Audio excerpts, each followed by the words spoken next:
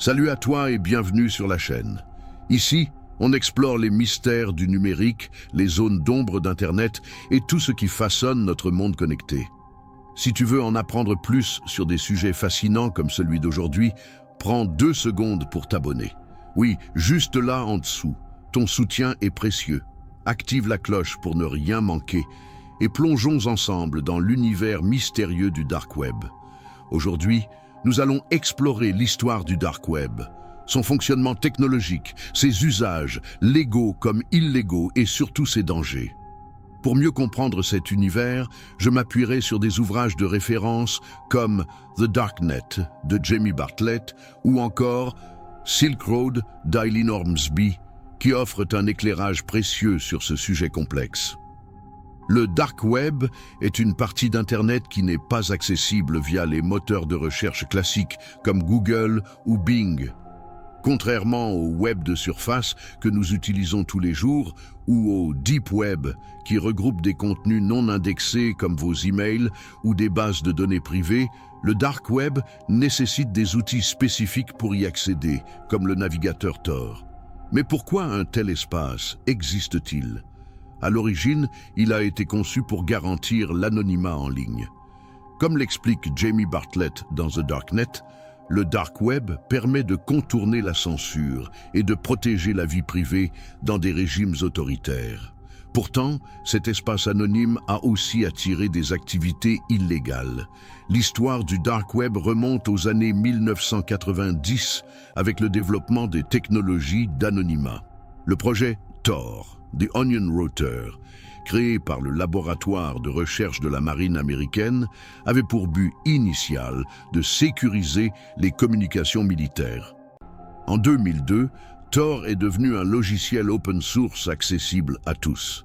C'est à partir de là que tout a changé. Des individus ont commencé à utiliser Tor pour naviguer anonymement sur Internet et créer des sites accessibles uniquement via ce réseau.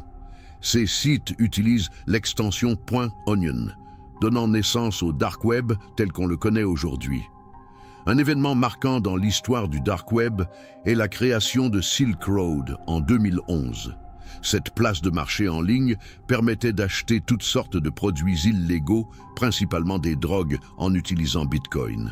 Comme le raconte Eileen Ormsby dans son livre Silk Road, cette plateforme a marqué un tournant dans l'utilisation criminelle du Dark Web. Bien que Silk Road ait été fermé en 2013 par le FBI et que son créateur Ross Ulbricht ait été condamné à perpétuité, d'autres plateformes similaires ont rapidement vu le jour. Mais comment fonctionne exactement le Dark Web ? Le Dark Web repose sur une technologie appelée Onion Routing. Gabriella Coleman, spécialiste des communautés hackers et auteur de Hacker, Hoaxer, Whistleblower, Spy, explique que ce système fonctionne comme un oignon. Chaque couche représente un serveur par lequel vos données transitent avant d'atteindre leur destination finale. Ce processus rend extrêmement difficile la traçabilité de l'utilisateur ou du site visité.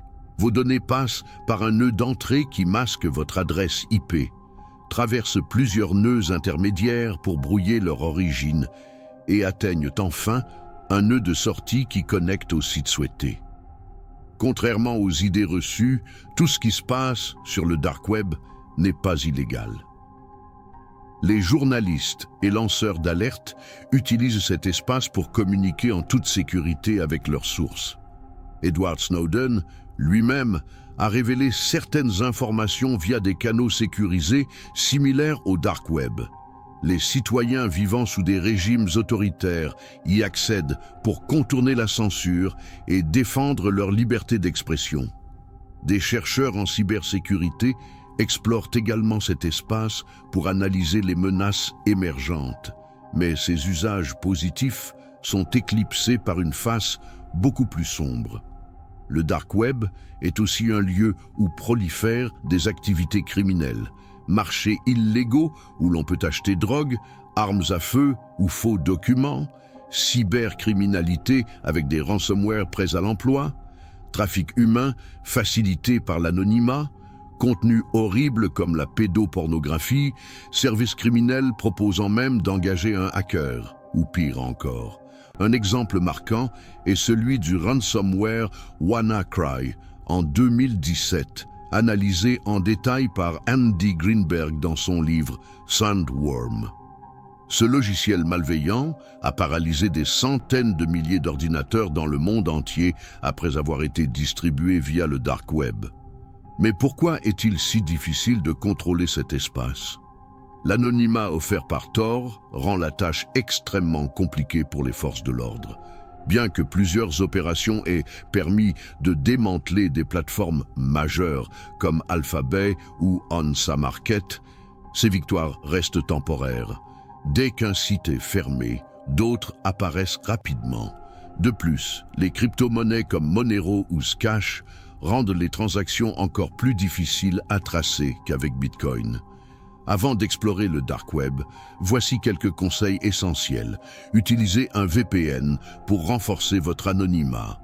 Ne téléchargez jamais de fichiers suspects, car ils pourraient contenir des malwares. Évitez toute activité illégale, même par curiosité, car les conséquences peuvent être graves. Restez vigilant face aux arnaques et aux liens douteux. Rappelez-vous que même si Tor offre un certain degré d'anonymat, il n'est jamais totalement sûr.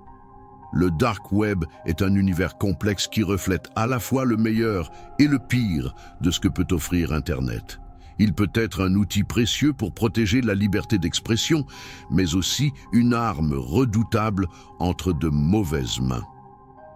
Alors que pensez-vous du dark web après cette exploration? Fascinant ou terrifiant? Dites-le nous en commentaire. Si cette vidéo vous a plu, n'oubliez pas de liker cette vidéo et surtout, abonnez-vous. Merci et bientôt sur la chaîne.